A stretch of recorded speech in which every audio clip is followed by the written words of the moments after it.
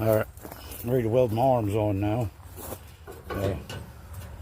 Cut a gap somewhere there.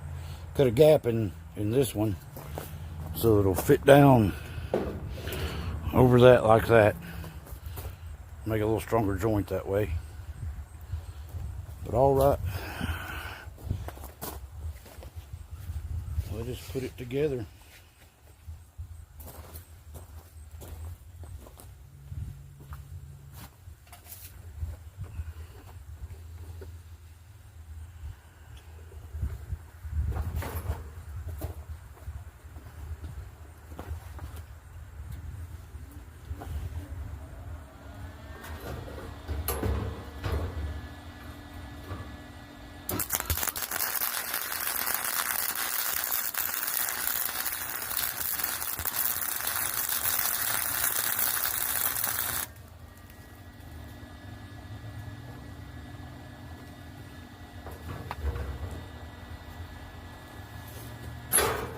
Flip that over, it might be easier to weld that way.